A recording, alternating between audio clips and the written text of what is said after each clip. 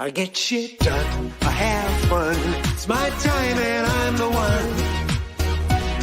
I'm breaking through.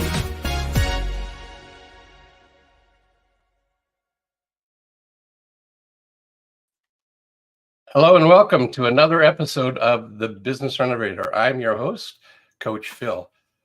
Today, a true game changer is in the room. He's a game changer in business and easy for me not to say it today, philanthropy. So anyway, he's going to be joining us here shortly. But before we bring him on, thank you for being here. If you're watching us live, appreciate you being here live with us today. If you have questions, shoot them our way. If you're watching us on the replay, remember hashtag replay and let us know where you're watching us from. And again, if you have questions, comments, or feedback, send it our way. That's how the show improves. Also, if you would be so kind to share this out with your community to help get messages out, and go subscribe to our YouTube channel. It's the Business Renovator. It's quite simple and easy to do. So before we bring him on, though, I need to use my shameless plug for what we do. There's a gift in here for you, though.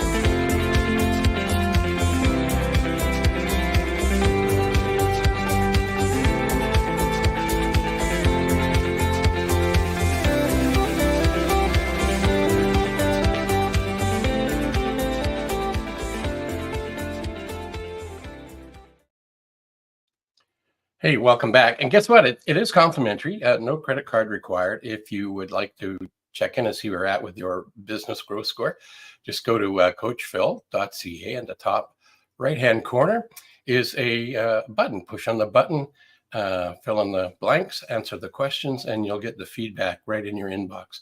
If you want to take us up on the 30-minute complimentary coaching session, happy to do that. And if I'm not the right guy to answer your questions, we've got a global network of entrepreneurial-based coaches and executive coaches that can help assist you. In the meantime, thanks again for being here.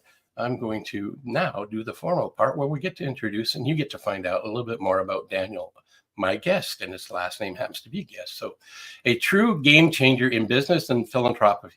I still can't say it. You're going to have to say it for me, Dan, when you get up here. From mastering the trades to mastering the business world, Daniel Guest isn't just a success story. He's a community hero. 2 years post-grad, he built a company that skyrocketed to the top as one of Hamilton's fastest growing businesses.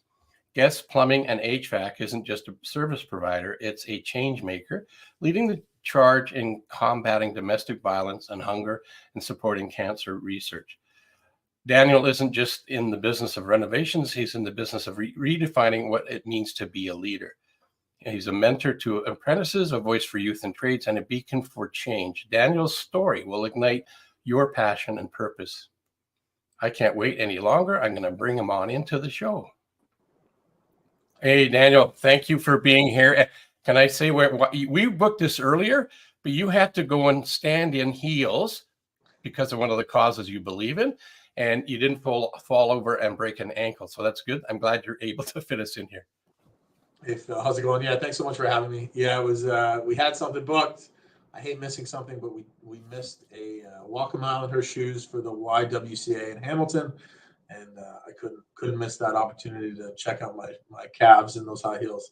And that speaks to your core values. So that's totally when we, being an entrepreneur, I think one of the keys is to be flexible and adaptable, isn't it?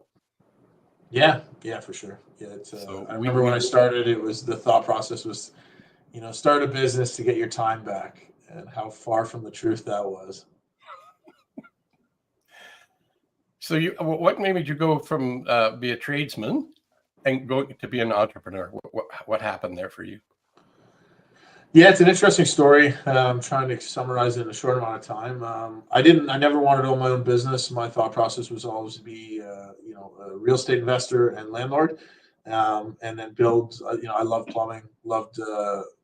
Loved the company that I worked for. They were fantastic. They taught me everything that I know. My foreman at the time, Landy Banny, he was my senior. He taught me all the good things about the trade and how to be effective and efficient on sites. I was doing a little bit of side work for a friend of mine, and his business took off, and he had an opportunity downtown Hamilton to do a 6-story mixed-use residential commercial space with a couple of restaurants on the main floor, and I think there's 24 units. And he was like, "Oh, Dan, it'd be a great opportunity for you to start your own business." And I said, "Just absolutely not. It's not my strategy or what I wanted to do. I'm really happy with where I am. I'm going to just build my real estate portfolio, but thank you for the offer." And I had one challenging day at work where I wasn't in control of the people that I was managing to hire or let go of. And I thought, okay, well, I can have this opportunity in front of me. Even if it doesn't work out, all I have to do is make $1,000 a week, and I can still get my time back and start my real estate portfolio. Again, very naive and uneducated. Looking back now, we're 45 staff across 3 different locations, 2 divisions, and we're coming up on our celebrating our 8th year in business. So there's a lot of exciting things that have happened in the last 8 years, and I couldn't have imagined that I'm here today speaking with you. But here we are. And again, I'm grateful that you're able to fit us into your schedule. I'm always fascinated about the stories of people like you and why you do what you do. So maybe that'd be the next question. Yeah, well, why do what I do? People. There's 2 types of entrepreneurs and mentors that I've had in my life that have kind of paved the way. And then the first layer was, be an entrepreneur, get into business. But really definable was don't get too big. Don't get too big. Your team will steal from you. No one cares as much as you do. Clients are bad, and let's just try to get paid and make a good living. And that's a really challenging thing, because when you're growing the way that I was, a lot of people try to pull you back down to reality. And some of those people were mentors of mine. And for a long period of time, I had a little bit of doubt in the fact of, well, maybe I can just do it differently. Maybe I can do it better. Other people have done it. So having that awareness that you don't have to be like anybody else. And, the second part of that, the second style of mentor, is very definable as well, which is, you ask them about their team or you ask them about their products or services, and all they do is talk about their people. Their team is the best. They're smarter than them. Their clients are what fuel the business. Their partnerships in supply and supply chain are partners. Exactly that. So that for me was a big one, and gearing myself to spend more time with people that love people and people that invest in people, and understanding the dynamics of relationships and what that bring business to the forefront of. We're providing a solution to a problem, and finding out what that problem is first, and then identifying if you're the solution for that person, instead of just kind of high pressure sales where you're trying to do things that you might not be the best at. I don't know if you knew it, but you're speaking my language. There you go. So when I said in the green room, I had done a little bit of work with in your industry with wholesalers and some business owners like yourself, and helping them go to where you just talked about. Stop selling boxes. Like the contractors and dealers that they call them will buy boxes, but why do they buy boxes? It's not the boxes that are important. They're a piece of the puzzle. But why do they get up in the morning to do all those things and manage a company like yours? I'm going to save my answer because I'd like to hear it from you. Why do you buy the box? And when I say boxes, it's the solutions that you provide to your commercial and residential homeowners, right? You buy equipment from a supplier and implement and install it. And so why do you do that? Yeah. The short answer is really identifying, it's like, say, a wholesaler. So a wholesaler delivers you materials. You have to identify that if your service offering is what they value. So, they talk about, it can't be fast, good, and cheap. So like, you got to pick two of the three. And so understanding that sometimes you just don't fit with a client, and not every client is your client. And being able to say no to people is really, really important. When you start a business, you say yes to everything, and you find out and you showcase who you are as a business. And I say that very openly for people that want to grow. If you're not worried about growth, say no to everybody that's not your ideal client. Who cares, right? But if you want to grow, you have to kind of shotgun it. You're not taking a sniper rifle, you're shotgunning it. And you have to find out what you service the best, what type of people you like. But there's a conversation around feeding the beast, which is, again, it's that first layer of mentor saying, well, you got to feed the beast. And if what if you get slow and you're going to have a bunch of overhead? And those are all just fear tactics to kind of control strategy. It's like when somebody asks me if I'm busy right now. I'm always busy. I'm in management and leadership, and I lead and manage a team. So if our technicians are busy, I'm really busy. If our technicians are slow, I'm even more busy because I'm the one out selling, leading the team, and getting the work. So when people ask, are you slow? Are you busy? Like, if you're in a growth mindset of a business, you should always be productive. Busy and productive are two different things. Because I go home at 2:00 sometimes does not mean that I'm lazy, because I go to 4 events a week that take over 4 to 5 hours of my time, whether it's in the evenings or the weekends, right? Everybody's a potential client, so make sure that you got your best foot forward in every single situation, whether that's showing up in a company work truck, whether that's being in a branded thing, whether that's having your logo in the back of a Zoom camera. Everything is a potential opportunity for somebody to ask you what you do, and then you to follow up with, well, what do you need? Yeah, exactly. So what's going through my head is there like profit's not a bad word. It's an important piece of the solution to be able to stay in business and service the people so that you're around when they have an issue, problem, right? Somebody, whether they're a newer, an existing customer that you have. Is there a deeper driving force for you, for example? I'm not, let me express my thought why I think people shouldn't just sell boxes. People don't just buy boxes. They buy boxes, furnaces, air conditioners, humidifiers, etc., toilets, whatever they're buying to solve a solution. But they're doing all of that because there's something bigger, a bigger driving force behind it all. In some cases, it could be, I'd like to get a new bass fishing boat, or maybe it's, I don't want to ever be like my parents. I love them dearly. But they never owned their home when they retired.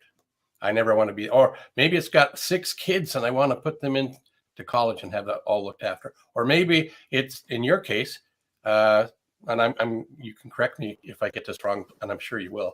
It could be that you want to elevate the trades so that you help kids that are young people get into the trades and see it. Look what you're doing. You start off as a trades guy, and now you're owner of a company 8 years long in the tooth, and you're providing great value back to your community. So one of your driving forces is to be supportive in your community. There's three areas that are important to you. Is maybe that's your driving force. So yeah, so there's how much profit is too much profit? It's a big question for a lot of business owners, people that are getting into it and understanding it. So there's got to be a profit in a business to be successful and continue.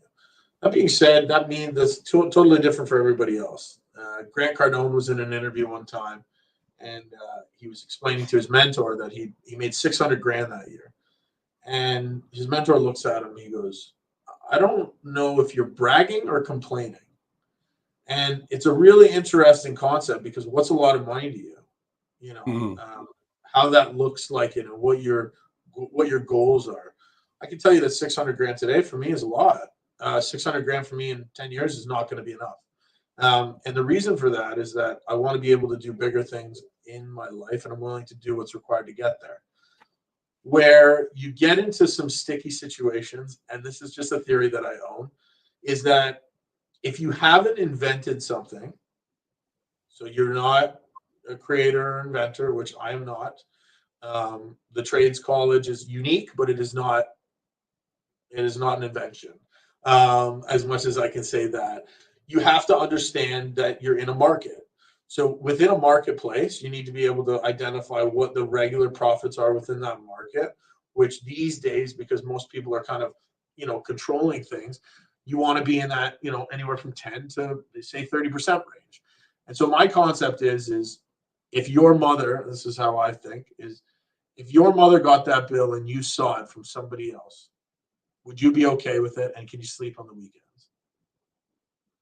And that's where we look at. In a trades business, I would say if you're making, the average mechanical company makes between 5% and 9% profit, net profit, again, not knowing the viewership here. A great company does anywhere from 10 to 20%, and over 20% your high pressure sales for the most part. But also it depends on how your business is made up, right? I can say that I made 25% last year by not giving myself a salary. Owning equipment changes a lot of things. Owning a building changes a lot of things. Where you lease your products from changes a lot of things. So in my opinion, profits is really important. And that's where you get to scale. So identifying scale. Whereas when you hear some of these guys making 50, 60, 70% profit, those are usually tech companies that have invented something, in my opinion, or, healthcare systems. I've heard of some really high profits and margins in businesses. But when you're getting into, I wouldn't say saturated, but a competitive industry, people run to the bottom for the most part, or else someone's going to come in and undercut, which isn't the worst thing if you can do it for less and do more. But in our industry, especially in the plumbing and HVAC space, it's a volume game. We're 45 staff across 3 locations, doing multiple services. Some people think that would make us more expensive. It actually makes us more affordable. The reason for that is because we can do more with less. Yeah, you probably have better buying power and better efficiencies, right? Yeah, you'd think that, right? You have more people. You have an HR, you have a safety guy, you have, a director of operations. When you're starting out a business, I'd say anywhere under 15 staff, and you're running it all yourself, you're efficient and you're effective, but you're going to burn out because you can only do that for so long. If you're under 10 staff, yeah, the owner can be there. He can go on a couple of vacations a year. It can make a couple $100,000. Rock and roll, right? There's nobody that's going to run a small business better than the person running it that owns it. That's just a fact. But when you want to build a business and invest in others and people, not to get your time back, but to build a business where, you want to be big, and we talked about it off screen, is like the question of, is that what you want, or is that what everybody else thinks you want, right? And everybody's unique to that. So that's kind of where I'm at. One of the challenges that I did face when I came to profit was when we opened the trades college. So I'm the founder of Trade Smart College, which is a private career college located in Hamilton, Ontario, which is just outside of Toronto. And we're the first college in Canada that our success metric is employment, not graduation. So we don't take a student unless we have an internship for that student with a forward-thinking employer and company. So the companies that we brought on board identified the value of, training people without experience, but have a good attitude. And what we say is, learn it, earn it, and work it. And that mantra really says, like, we're going to teach it to you. So you got to learn it. Then you got to earn it. So you got to do your internship with a company. And then you got to work it. So after that, you should be ready to be working. And for that, it's important. And that was a big challenge for me because, why do I want to charge students to come to a college? How do I price the college? Those questions were really important. And my 92-year-old aunt, my great aunt from New York City, I called her one day. She was an educator for years, and she still gives New York City tours. She said, oh, Daniel, you have money. No one thinks you're doing that for the money. You're doing that to help the industry. And I mean, if I had that opportunity when I was younger to get into this program, I would have given anything for it. And the goal of this program is to be able to give the opportunity, it's yours to lose, the opportunity to anybody with the requirements that wants it. You don't need to know somebody. You don't need a brother in the industry. Your dad doesn't need to be there. Your mom doesn't need to be somewhere. If you want into this incredible industry that's done so many great things for me and my family, we're giving that opportunity and that path. You do have to earn it. It's not given, but we're going to give you all the tools to learn and be a part of such a great industry. The trades are amazing. Education is amazing. Healthcare is amazing, right? Like I always say, no one has a passion for anything they suck at. So yeah, I like that. Yeah, someone, I do a lot of work at some of the other colleges, and I'm the ambassador for Mohawk for their apprenticeship program. I was an alumni of distinction, and I go to their Meet the Grad nights. And Trade Smart College feeds into our local community colleges, which do an incredible job of the next level of training. We're really here for that entry level student. And some of the instructors would be like, "Oh, what do you love about plumbing, or what got you into HVAC? Like, why are you thinking about it?" And I find it, you get these students with this blank stare on their face, and the parents looking at them because they brought them there. And I said, they don't care about plumbing. They don't know anything about plumbing. They're here because their mom brought them there. They heard there was a job opportunity. So I asked them the question, like, do you like money? Is it money? And then the follow-up of that is, what are you going to buy when you get some? Right? You've never had money before for the most part. What are you going to do when you get a paycheck every week? What are you going to put it towards? And then you find out their interests. And if you can connect their interests to the trades, that's where you find this really special connection, because it almost gives them a why. Because they suck at the beginning. They're no good. I failed shop class, right? Yeah. Now I'm the solution to a lot of people's problems. And that brings me immense joy. And I have a deep, deep passion for it. But when I sucked and I used to burn out bits and strip Robinson screwdriver bits and everything and anything, I'm sure I frustrated a couple journeymen or journey people during the day. But yeah, there's no passion there. You build that passion. Yeah. I simplify. I'm not simple. That's a really powerful thing what you're saying there. In my language, when I'm working with clients, and even when I was coaching, last hockey I coached was 3 years with the girls. Back in the days when we used to call them names like midget and junior, and we don't say that anymore. But back then, we get them thinking of, you don't have to play hockey. You want to play hockey, right? So to your point, you got these guys and gals to think about, why do they want to do it versus why do they have to do it? Like you were saying, a mom was showing up and they wanted to get a paycheck, so that's coerced, not long lasting, and they're probably going a different direction. And we could go on to a deeper conversation around the whole system of education might be a little bit backwards. So in terms of the process of how people go from school to a trades or academic, it's not, neither one's right or wrong. It's just the process to how you decide to get there. And your example of a parent bringing their child somewhere, because they got to do something, they got to contribute. I get why they do that, but we're not real good as a society to help individuals come up with what is it they want to do in life, what do they want to get out of life, and what do they want to contribute. We don't spend enough time in that space. So hearing what you say from a plumber, that's brilliant, right? No disrespect to that, because I've been working in the HVAC space with clients for about 15 years now. And I hardly know anything about the actual technology side of it, but it's a fascinating place to hang out. I mean, the engineering and the science and what in Canada, for example, we have climates. We have cold ones, we have hot ones, and the stuff that you guys install in people's homes, for example, and restaurants and grocery stores makes our lives a lot easier. But it's complicated stuff that's keeping things cool or warm for us. So I'm grateful you guys do it. Yeah, tradesmen are some of the smartest people I know. And what it ends up coming down to is specialists. They become smart in their field. And where I challenged some of those statements you made was just like understanding what we want to do at 20 years old is a stupid question to anybody. Yeah. What do you want to do for the rest of your life? That needs to be defined better from a person standpoint. It's not an education system. What do you want to do right now? Like identifying, like when I was younger, and I think a lot of students, like they think that they talk about their career. What do you want to do for your career? Well, any career has advanced developments throughout it.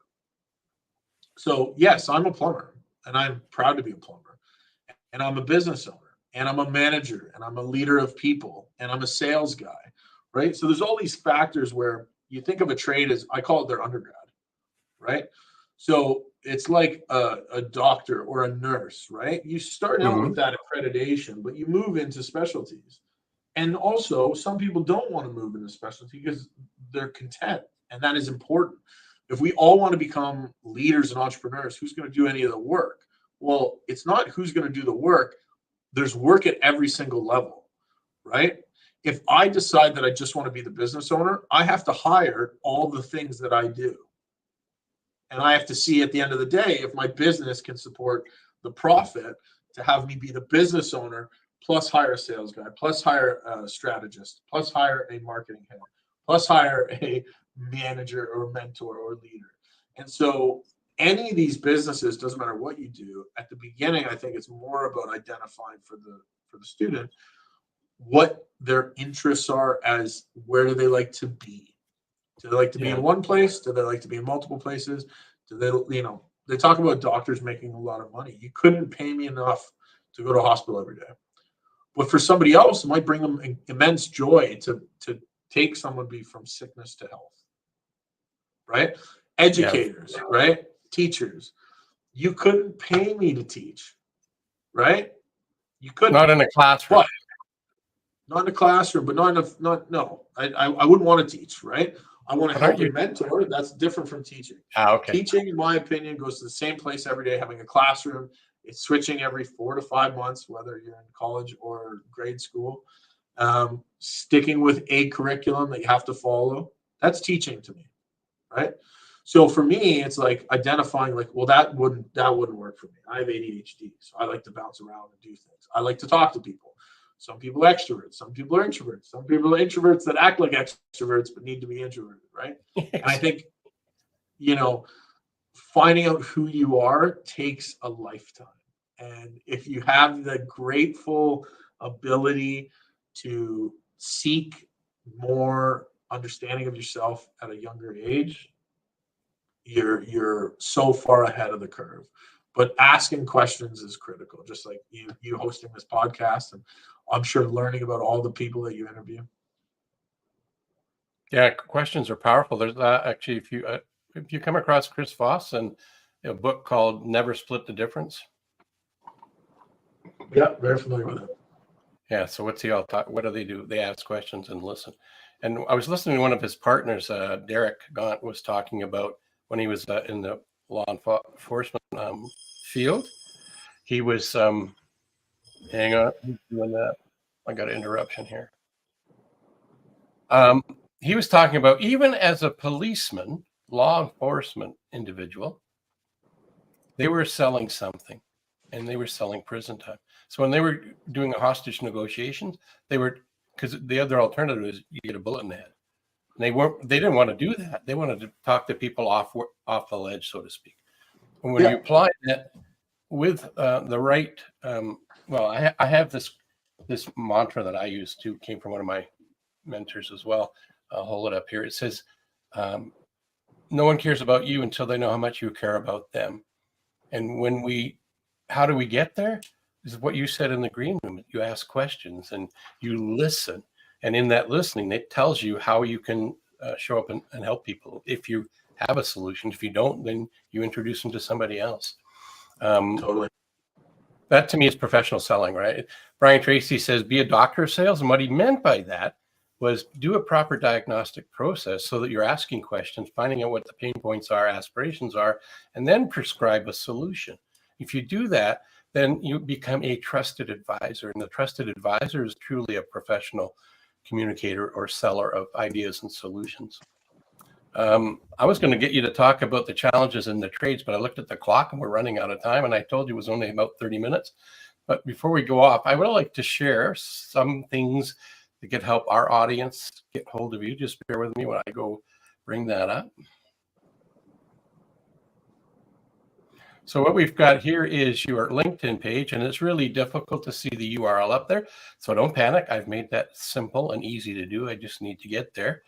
And this is how they could find you on LinkedIn. Anything you want to say about LinkedIn before I go over to your website?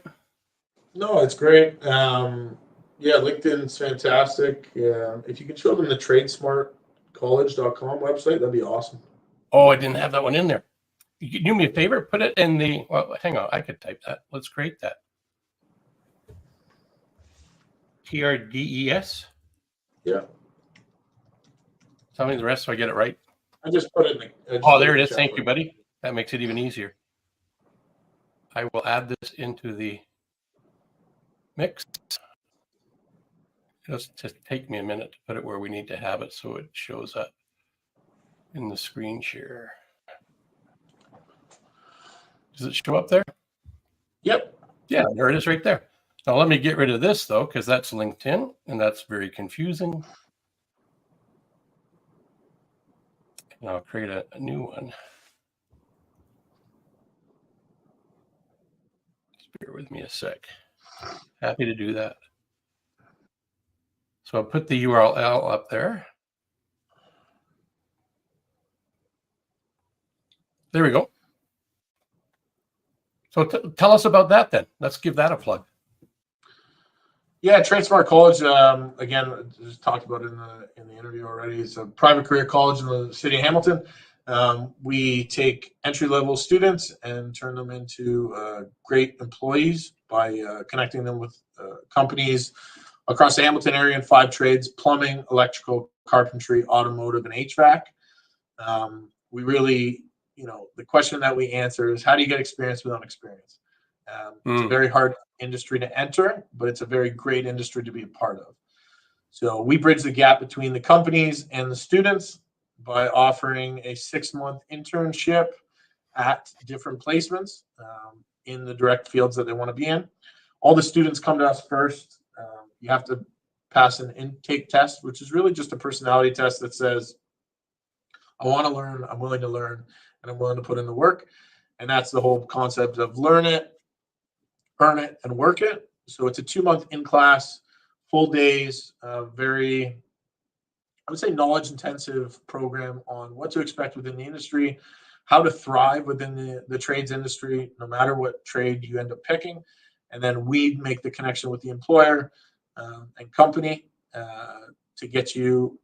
The goal is to get apprenticeships. So after the internship, the goal is that that company would hire you. They do have to have apprenticeship space to be eligible to take you on, so that it's not just a turnover. And we take intakes every 2 months for students. And yeah, we're really looking forward to serving the industry. The goal is to be Canada-wide in the next 5 to 6 years. So Hamilton's our pilot project, and then we'll be moving into other cities. That's brilliant. Thank you. Happy to share that. Just never know who might see it and be knocking on your door. That's brilliant, brilliant, brilliant. I love that.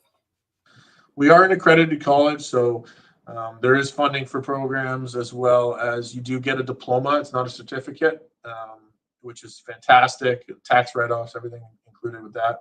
So we make it really easy for students to get connected. Yeah, it's just another option for people to consider. I like that.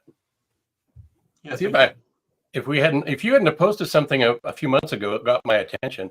I wouldn't have learned about this. So I'm grateful for LinkedIn and you being proactive. It was actually a financial planner that was giving you kudos, I believe, on LinkedIn. Yep. That was cool. Yeah. Thank you. Anyway, I'm going to ask you one question. What's one thing that you would share with the audience as a nugget? Yeah, people are great. You don't have to trust people. You have to trust your processes. So you don't need to find trustworthy people. You have to have trustworthy processes. Everybody's trustworthy until proven otherwise. So get out there, make sure you look internally, look in the mirror and say, do I have the processes to make sure that this person succeeds? And then it's easy. Cool. I like easy. You just talked about it. Another way to have the easy button. Again, I want to thank you for being a guest on the show and fitting us into your schedule.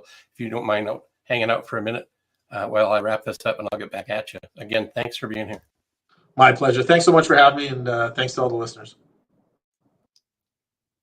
Well, if you didn't learn a bunch of stuff in there, you weren't listening. So maybe go back and have another listen and listen to his passion, his energy, and he's making a difference. And he didn't want to be a business owner. Now look what he's done. He's growing into a highly efficacious leader.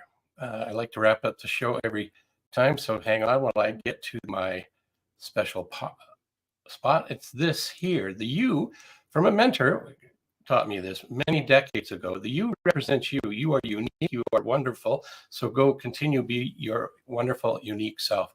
Until next time, I'm your host, Coach Phil. I look forward to sharing another guest insights to sales, marketing, and mental fitness.